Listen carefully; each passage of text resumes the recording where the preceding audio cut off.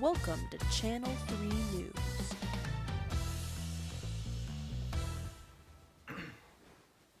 Good. Welcome back to Channel 3 News. I'm Jerry Orbach and this is Sofia Vergara. We're here to bring you the latest stories of the day.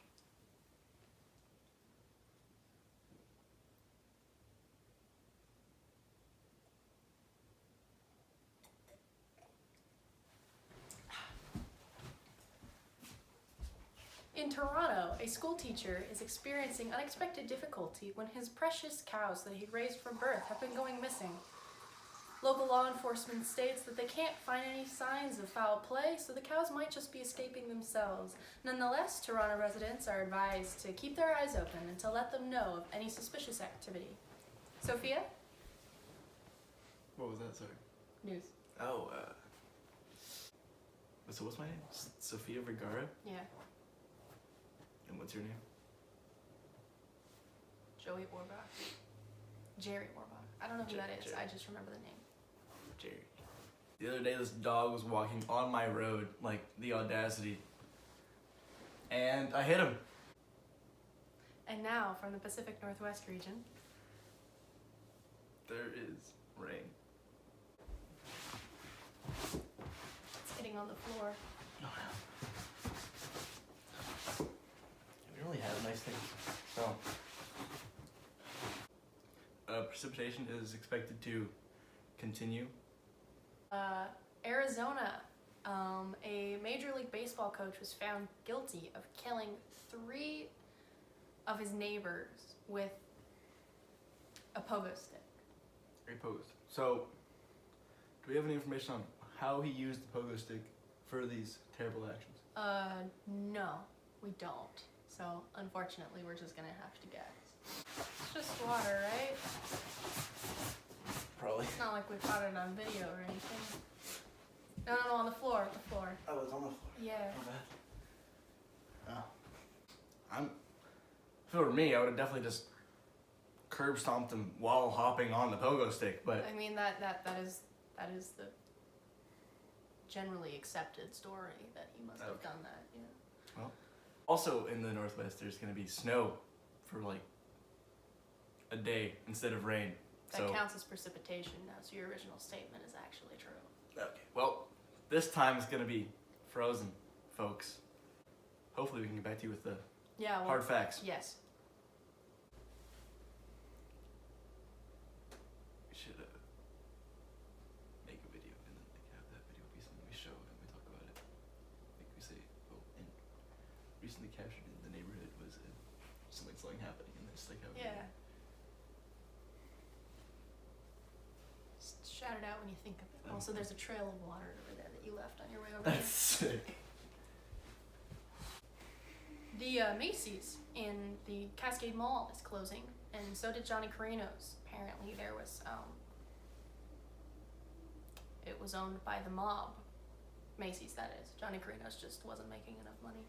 Real tough times. Amazon is one of the primary people I think to blame for the lack of mall stores staying open. Citizens of Mount Vernon, Washington were very alarmed this week to see a strange man roaming around the neighborhoods. First, people thought he must live there and just be a little bit off the shits, but after further observation, he turned out to be a native of Bozeman, Montana. And no one from Montana is ever here because they don't like the water. So the law enforcement was forced to step in and take care of that. Here's the video. Yep. There's also no reason to go to the mall besides buying stuff, which is what I think keeps other malls in business, Yes, such as Bell's Fair and Seattle Premium Outlets. because people go there to buy stuff, and that's how the malls stay open. Exactly.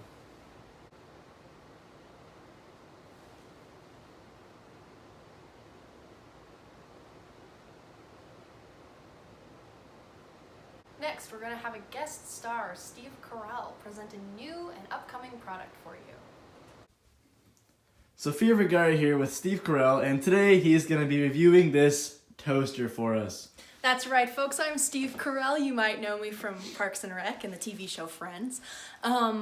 Today we're talking about a brand new appliance which is coming to a Sears near you. So this nice looking piece of metal is called the toaster. Now it's very simple. If you're tired of frying your bread in a frying pan like a peasant, all you gotta do is stick it in one of these holes, push down this button, and you have to choose from this little dial. Normally it's a spinny thing, but I don't know what the hell's wrong with this one. And it'll give you a certain number of how many units it cooks it for. Now, half of these units are gonna result in bread looking exactly the same, and the other half are gonna burn it and set off your fire alarm. So it's a very dangerous game, which adds a little bit of spice to your home cooking experience. So, Steve, what about this particular toaster from Oster makes it the optimal buy? Well, thank you for asking, Gunnar. First of all, the company that made this, you're right, is called Oster. Oster's Toaster. First of all, it runs, which tells you right away that it is much better than any other option on the market. Second of all, this one isn't broken. It clearly works because I found it over there and it looks like it's been used recently, so I'm assuming that it works. Second of all, it has a frozen button. I'm not sure what that does, but I'm assuming that if you put bread in there, it'll freeze it instead of cook it, and that's pretty convenient, don't you think? I don't know when you'd ever use that. But if it's a hot day outside and you want a piece of cold-ass bread, all you gotta do is stick it in your Oster toaster and hit the frozen button. So, Steve, what's the approximate price range for this Oster toaster? How the hell would I know? And that wraps it up for today's technology review session. Thank you, Steve. What's your favorite kind of milk? 1%. Why? It is still pretty thick in texture, but overall a little lighter than 2% and less of the fatty taste. And some doctors say it's better for you due to the small amount of fat and same amount of calcium, which is the two main benefits of milk. Someone gave Not you a from glass. I was someone like, else's this is human teeth. milk. Would you drink it? No, probably not. Wasn't there like a... If it was 1%, I probably would.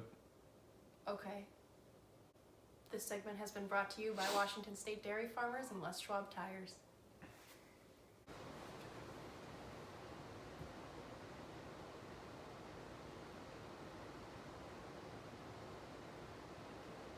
Gunnar, you can't move the cup with your mind. We've been over this. I really don't understand why the hell the tires sponsored the milk coverage, Lauren. Just go with it, please. I mean, Jerry. Top picks for the 2010s, now that they are over and behind us. Thank the Lord. Thank you, Jesus. Yes. Speaking of Jesus, the best movie of the 2010s. Definitely Caddyshack. You haven't seen Caddyshack? No.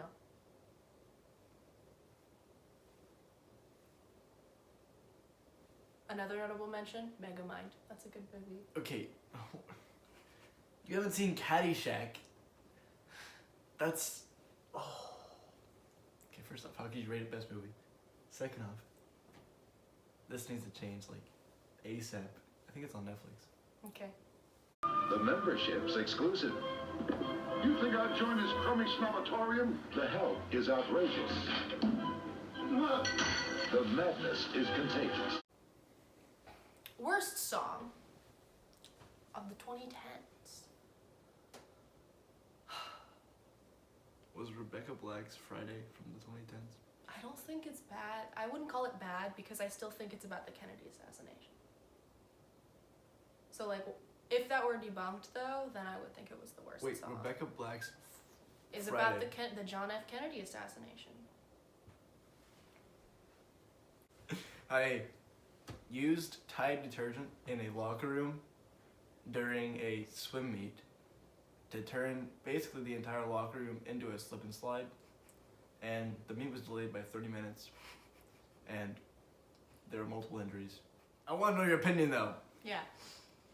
We just won't answer the phone. I just